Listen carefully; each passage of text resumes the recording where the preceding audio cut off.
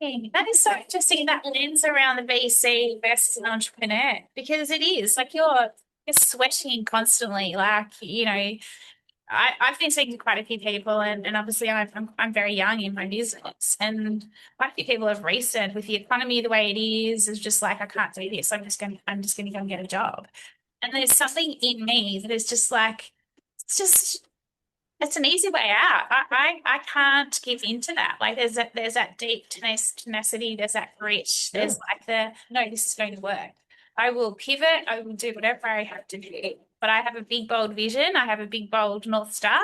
And you know what? I'll But do you got to whatever. have, I mean, every entrepreneur, it's something I say to most entrepreneurs in a conversation at some point, you got to have a northern light. You got to have that North Star you're navigating towards. The other thing that it reminds me of is that, people often ask, like, how do you solve for that? How do you figure out if somebody has tenacity? And it's like, look, there's no questionnaire, there's no like blood test.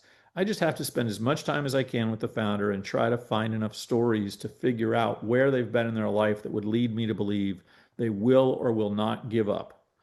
And sometimes you discover it and sometimes you can't. Sometimes you find out obvious that they're never going to get there, but sometimes you find clear evidence. A big thing for me is trying to understand what an entrepreneur needs versus what an entrepreneur wants, because there's an enormous difference.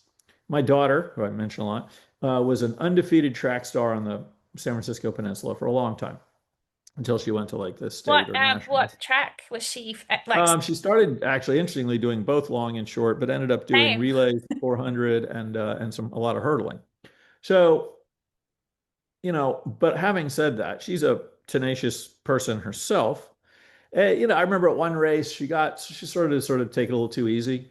Maybe she was too far ahead. But then all of a sudden, out of the corner of her eye, she saw another girl